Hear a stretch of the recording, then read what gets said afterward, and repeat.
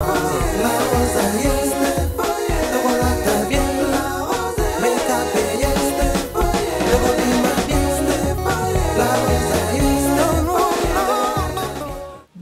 ma bienvenue sur Bouzoulandanga, Stéphanie La Rose, on a la Rocho. Bienvenue encore dans la Rocho, les belles dames, bienvenue aux Alinda Kunayo, dans ce pays mingi comme on a le Zotalanga, Nzambia Pambola Bino. Le lot n'a bino vraiment nouvelle moko ya bien, n'habite qui presque bat de belé botuna kinga et oui. La Rose, la qui s'est son dengue kosa la pona banduta et zalabiso na nzoto te tant que aux alines na zemi pour le moko moni vraiment ma photo na ngande la qui sa qui bien histoire na ki bobi que nzala ki na nduta mon côté na libumu na ngai donc secret na ngai yango na yele loko partager na bino yango. Donc banduta ya kabiso mingi na nzoto zali que ce ko zali munene olingi okoma muke tant ozo diminuer lokola pose koma kapete yango pe que ça la kanine ke nduta et ça la ke ebimayo na nzoto nyami bale ezalaka ke ce ko zape muke okomi ko fongwama tant que posono so fongwama yango pe ke sala kanine ke nduta ebimayo na nzoto donc ezana biloko na mibale ce ko bi ko zali na zimite ozali mutu moko ke ozana muta banduta na option lokali poso ke eloko fo ça les ali bio oyo oui oyo ezali bien parce que yango na bande ko sala lango donc ezali bien so ozali ke même poso na zemi ozaki mutu moko zaka na banduta ko oui ozo pakola ngo bisika o banduta ezayo na tango pe na pokwa e kozala bien mingi. Ce qui est que oyebi que ozali na zemi comme ngai la Rose nzaki na zemi na uti ko bota bino so oyebi yango ton ozalaki na zemi eloko oya liboso na salaki na komia ko stopper mafuta o na pakolaka ce qui mafuta na yo opakolaka oyebi ki mafuta wana eza na hydroquinone ata ebele ata mukie il faut otika pour nini parce que tant to pakolaka mafuta kenda kabiso tina kata makila na kata makila wana ezokende pe na makila ya mwana comme oyebi ki makila na biso na mwana tozo sangisa makila ezalaka benza bien les belles dames. Donc ce que tant aux na zemi na ko conseiller que o stopper ko pakola mafuta oyo ezali na hydroquinone parce que tant ozo pour mafuta ozo na hydroquinone ozo aider mwana na otepe ozo ko aider posona ote parce que posona yo ezo fongwama tant posona ezo fongwama et hydroquinone ezo kota yo pesa la kamutu ke banduta ebima ebele na nzoto oyebi même pas que ce banduta nga ozo uta po baki on mandeka ko kwanza te na tika ko kwanza na mandeka ko sala boye mais na comprendre te comment banduta ebiminga oui donc ça parce que ozo pokola mafuta ozo na hydroquinone tant que posone zo fongwa ma yango pe que zo sala ke obima nduta tant ozo na zemi tant oti ko pokola mafuta na yo eloko oyo okobanda ko pakola ndeti nga banda ko pakola nazo na expérience na ngai oyo nga banda ko pakola na kata ko pakola mafuta oyo banda ona chaka comme d'habitude to na boki ke na zemi zemi ko zekinga bazima ba 2 mois na komia ko pakola cocoa bata oyo yango vraiment que les belles dames et edenga ke na bimanduta te na koma ki nanga mwindu problème ezali te mais le temps que nazaki na nduta te na sepela ke pona be ke tant na kobota na kozongela nanga teinture nanga i problème ezali te les belles dames pe mona nanga akobima zali na santé ya bien azana problème moko te ya makila donc na koma ko pokola oyo cocoa bata o moni ke ba dessiner moi si pe azali na zemi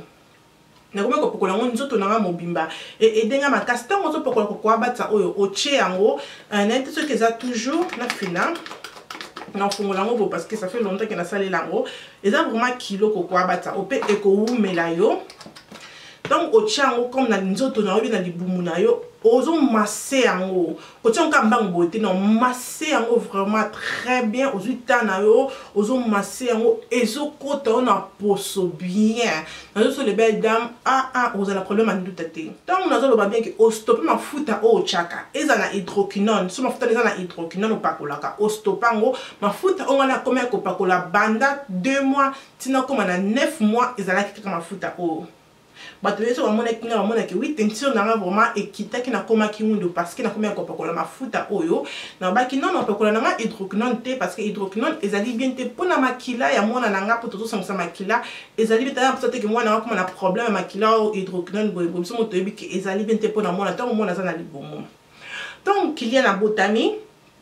à partir de 9 mois si to komi na 6 donc 5 mois et demi quand même ta ko ça 6 mois na komia ko pakola siko bio oyo huile oyo yango nde napakolaka ti lelo nazoloba na bino napakolaka huile oyo bien huile oyo eza po ani nazongelaki mafuta na nga nabi tokaboni na client mutu na mutu sikoyo akomi na nzoto na ye wana kozongela mafuta oyo nga natiaka eza na problème moko te nazongelaki mafuta na ngai sikoyo bio oyo nakomi kosalela yango kaka na libumu ntango nabotaki et pourtant naza toujours na nduta te mais nazokontinue kotia yango nakomi kosalela yango kaka na libumu ti lelo nasalelaka yango mpona nini nazosalela yango kaka parce que ntango oza na zemi libumu efongwamaka etango oboti libumu elembi eza kaka boye ntango libumu ezolemba mpo ke poso ezonga nde poso ezongaka eza nano napesaki kosala baphysique wana tokolobela yango mokolo mosusu soki tokomi na place boye esekaki wi la rose excess ndenge libumu nao ekiti wi tokolobela yango mpe mais ntango libumu ezokita poso ezolembalemba wana oza napesa kosala baphysique and then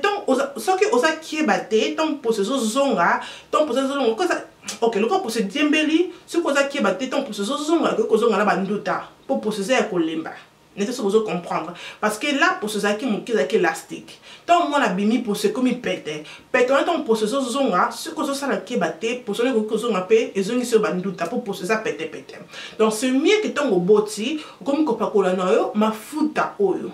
bio oyo okomi kaka komase yango na libumu ndeti nga nafungwami mingi na mipende mpe napakola yango mpe na mipende donc ofungwami place oyo omoni ke ofungwami na maboko na mipende na mokongo problème eza te me nga napakola yango mingi na libumu na mapende donc ozopakola yango bio ozomase yango bisika oyo omoni ke non poso eza wana opetepete bisika omoni ke non ezozongisa yo nzoto eopakola oyo parce que ntango nzoto ezozonga nduta ezongaki esalama ezozwa place ya kosalama te parce que oyo déjà ezoboma ye déjà mbala moko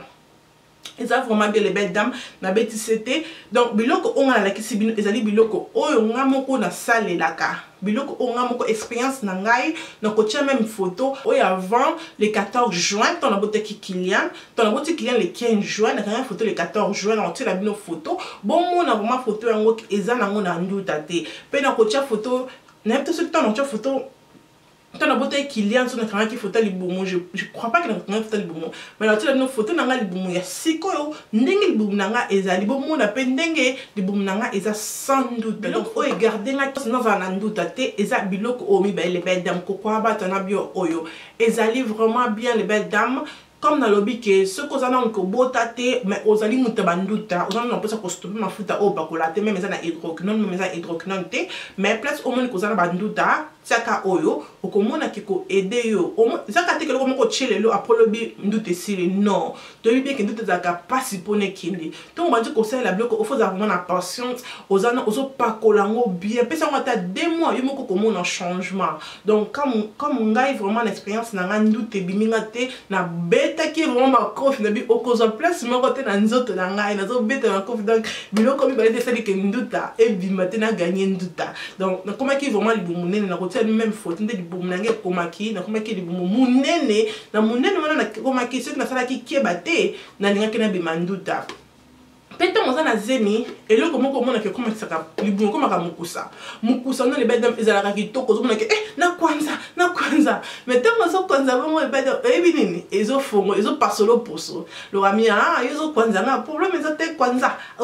azopasolo poso pourtant on pasolo poso le plan on a komoni nini nduta donc ça là vraiment keba ce que vous allez na zemi kokwanza te na libumu sala kaka on a vu que biso toyebi ko to secret wana ya kokwanza te même ngako tavana bota na beke soki kwanza minduta donc kokwanza te les belles dames sala kaka bo mukuso wana sala kaka bo somi ke mukuso ngo eleki makasi obite ozolie oyo ulina yo ozolie mafuta na oyo opakoli comme pita ko che ozotia place mukuso to beta ngo bo okomona ki mukuso ko sila pe mafuta mamoko eko traiter mamoko nduta ke pondute bima eko bima li société okozala na ou bien okozonga poso na kitoko les belles dames pas de soucis ya monde les belles dames na ki lelo ko partager secret na ngai ya kolongola banduta ya kosala ke nduta e bima na nzoto te donc secret na ngai ezali mibale o bloko mibale ya monde ezala ki secret na ngai pe na bi ke pourquoi pas na ko partager nouvelle oyo na ba les belles dames yum tozali na zemi pe tozali na zemi te tozali na nduta ozoluka ke loko moko komeka ke na no meka te pesa oyo chance peut-être au monaki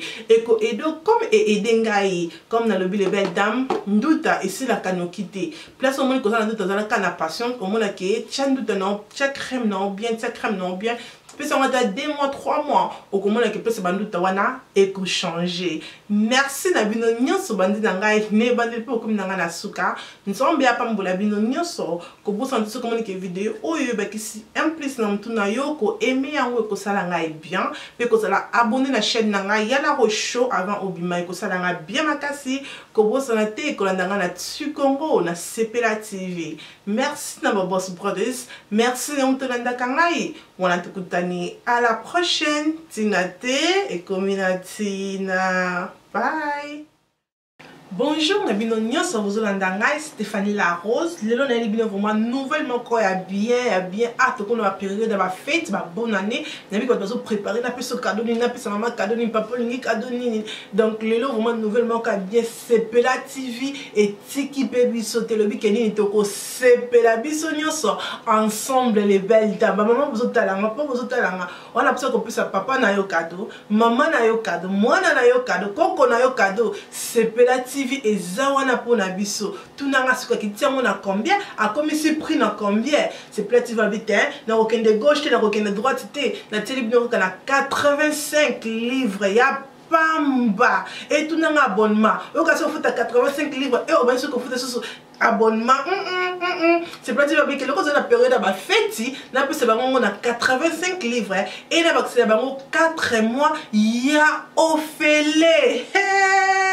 babi 4 mois ya ofele ya kolanda politique awa na kata Sepela TV sport awa na kata Sepela TV théâtre awa na kata Sepela TV bébé bazo la inge olingo tika de bavanda calme awa na kata Sepela TV dans Sepela TV ali biso nouvelle oya bien donc maman sombela papa pe sombela maman pour la biso nyonso to Sepela.